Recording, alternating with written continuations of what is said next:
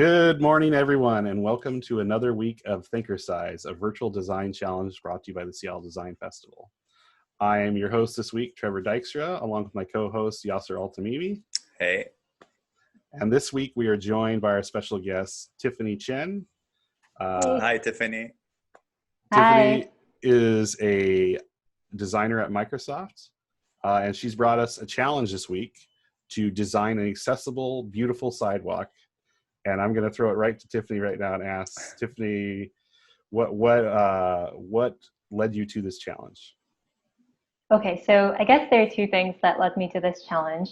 And then the first one is more of an actual story, I guess, where I used to live in Taiwan. So I spent about 7 years of my childhood in Taiwan. And this is pretty common in Asia, but I think you might also see it around the US too, is these tactile paths. So if people have seen them around before, they kind of just look like yellow tiles along sidewalks, and these tiles sometimes have bumps on them, and then sometimes they have grooves on them. And as a kid, I would always wonder, what are these for? And so it turns out that these tactile paths are actually for people who are blind or who are low vision, who are just trying to navigate around the city. And so I think it's primarily an accessibility function, but interestingly, if you went onto Google or if you tried to search tactile paths, aesthetics, tactile paths, accessibility traps, what you'll end up finding is that a lot of sighted users will actually try to use these tactile paths almost as ornamentation along sidewalks. And so instead of maybe one straight line, what you're going to see is like these cool zigzagging patterns where if you're a sighted user, it looks really nice. But if you're blind or if you're low vision, it's probably not going to be nice from an aesthetic point of view. And then it's also not going to be great from a usability point of view.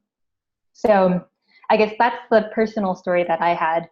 And then the second reason why I think this challenge is super important is because it's kind of part of a larger conversation around the inherent trade-off that designers tend to feel between accessibility and aesthetics, where people think, oh, if you want to make it look pretty, it probably can't be accessible. Or if you're going to make it accessible, it's just not going to look nice.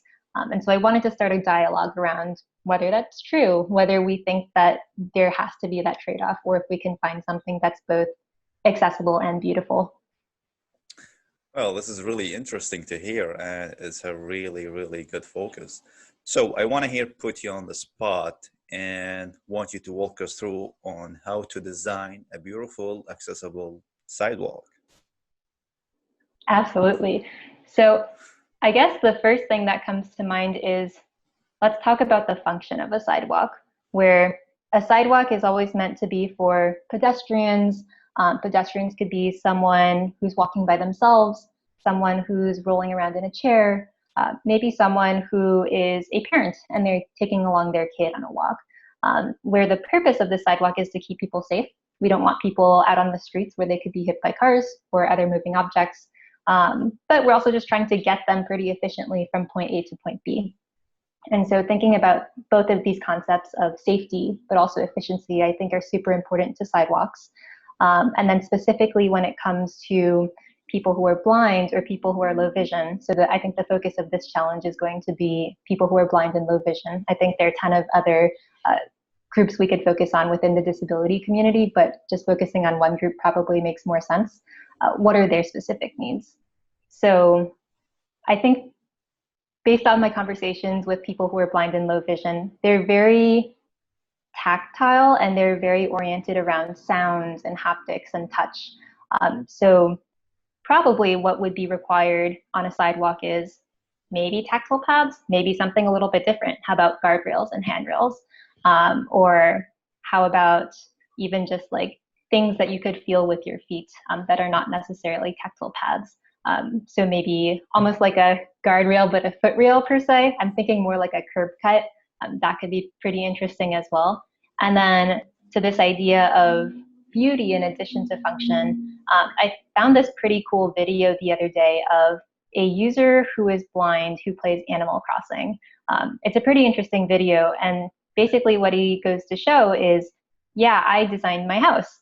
But probably not in the traditional sense that other users would think of designing a house. And for him, so he's put all these really cool objects around the room where if he goes over and interacts with it, it'll play cool sounds.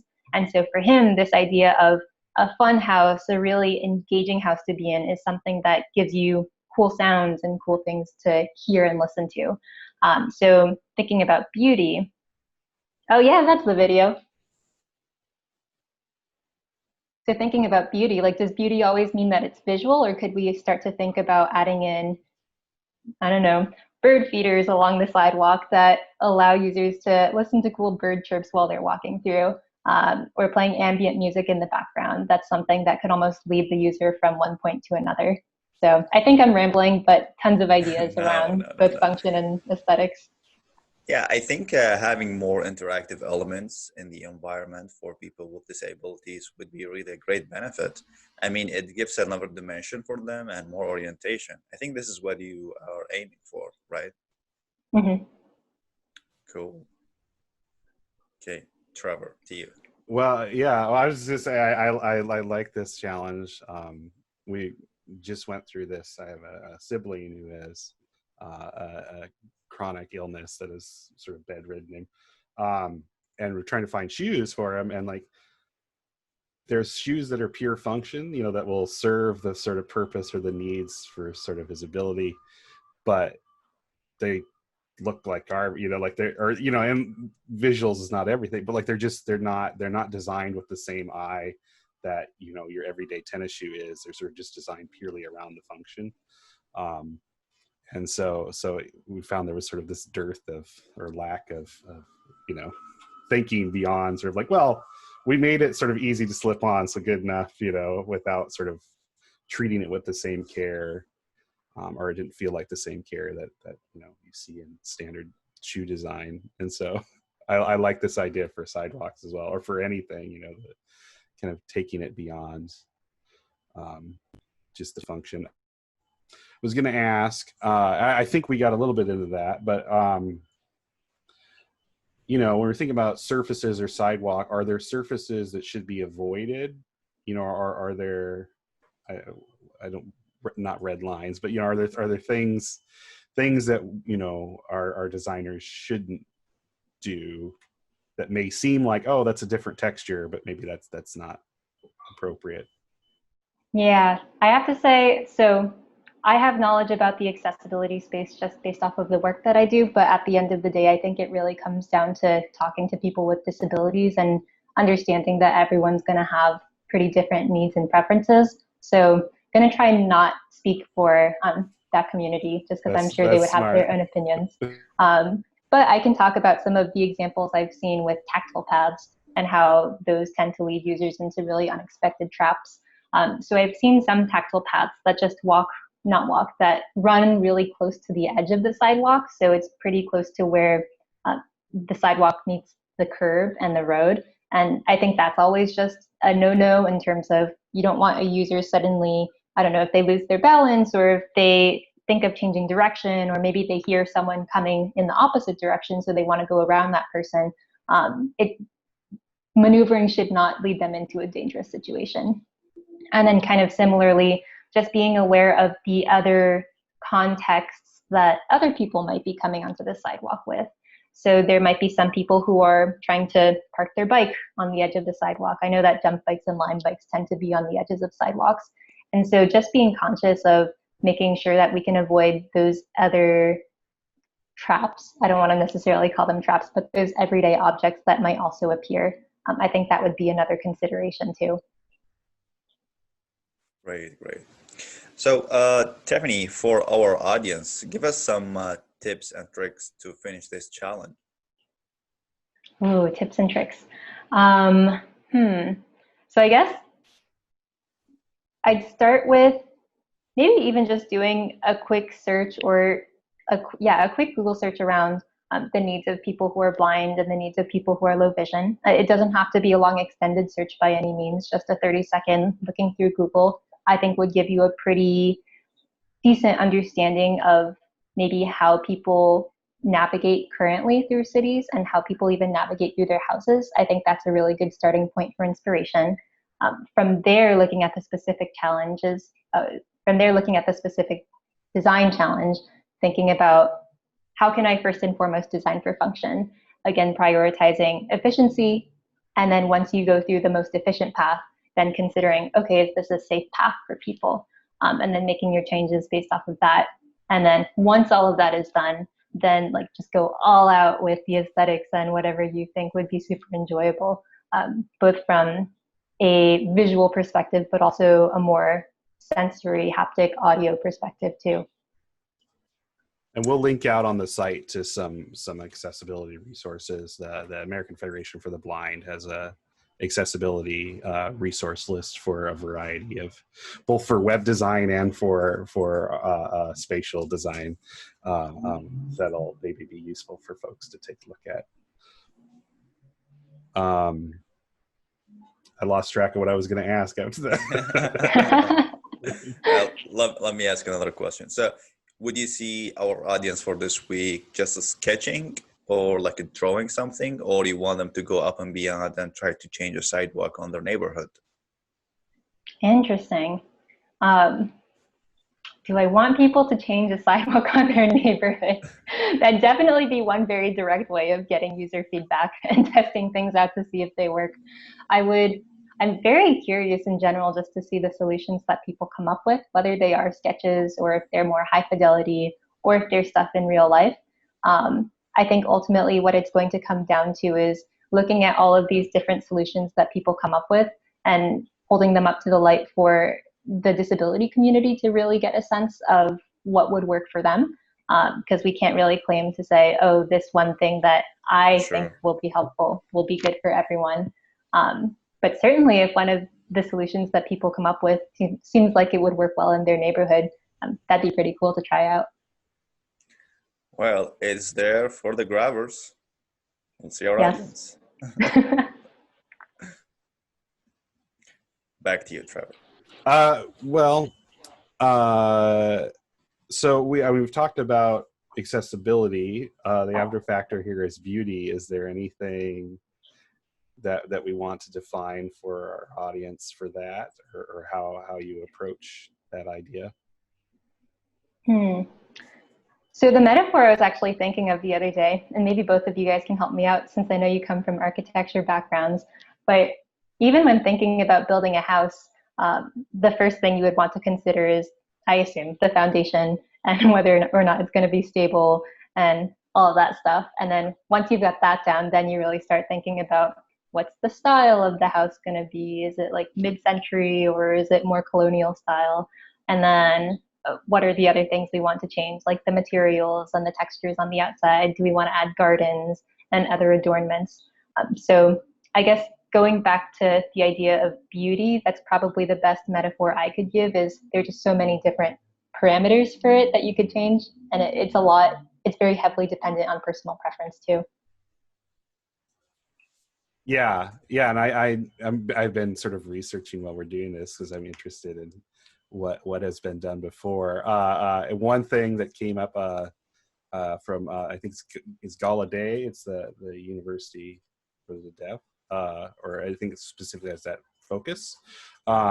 They were looking at sort of deaf design strategy, and they have things like acoustic mitigation, or so the idea of beauty in that, like, the intent of the space was be this serene or sort of quiet space that sort of chopped up noises that weren't important to hear. And so, like, it's not necessarily something you're seeing as much as something, the effect it's having sort of on the space or whatever. It's interesting. Yeah, I guess it's a different kind of aesthetic that we're gonna focus on here, since if we are designing for the disabled people, like the blind or anything. So focusing on the sounds and the ambient atmosphere around that space, I think would be the key element here. And maybe like aromas or like different colors and stuff. Yeah, and then I guess even now as we're talking about it, thinking about sound design, what are the sounds from the environment that we also want to make sure users will definitely hear, like a car approaching, or like any crosswalk noises to let a user know they could cross the street and stuff like that. So having a balance between delightful sounds, but also very functional sounds. Yeah. Now in some crosswalks, we have these annoying when you push the button to cross, like stop, stop, stop. We need to change those for sure to something more beautiful. Yes. All right.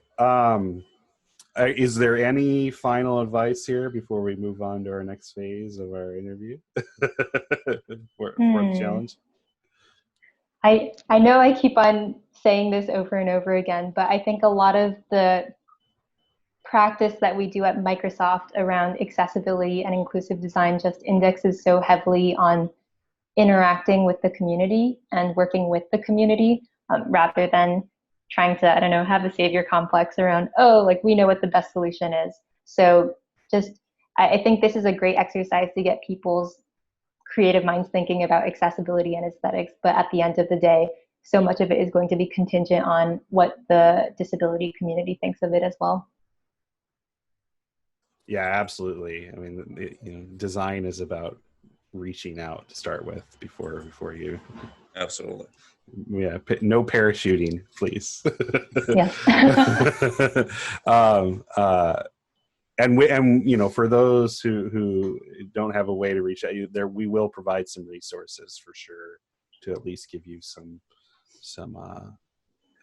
initial thoughts from the community. How much time do we have left, Trevor? Only a couple more minutes here, I think. All right, a couple more minutes. So, Tiffany, in a brief, tell us what you do at Microsoft. Oh, I do so many things at Microsoft. So yeah, input and accessibility team.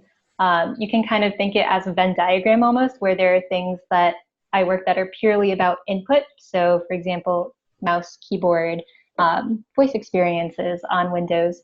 And then in addition, there's the purely accessibility side where along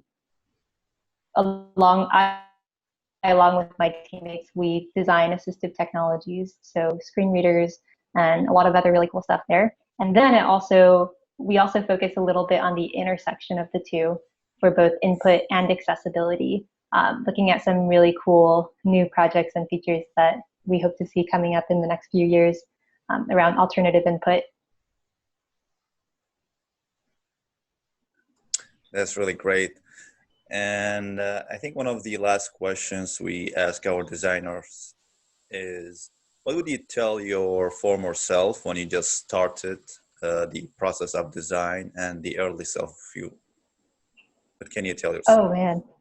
Yeah, young Tiffany. Young Tiffany. Yeah. Easier. Young Tiffany actually did not ever go to design school or take traditional design classes. So I think my advice would have been go learn about design as early as possible because this is such a great field to be in, to get a lot of self-fulfillment and just feel like you're having real impact on people. Great. That's excellent. Tiffany, is there anywhere else people can find your work or you online? Oh, yes.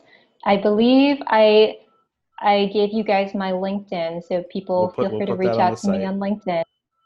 There is also a link to my website. Heads up, it's nothing right now because it's still in progress during COVID, but keep your eyes peeled for any changes on there too. Excellent. Well, Tiffany Chen, thank you so much for being with us today. Thank you, Tiffany. Thank you, Trevor and Yasser. We'll look for everybody to follow the challenge on Thinkercyze.com. We'll be linking it in the videos here.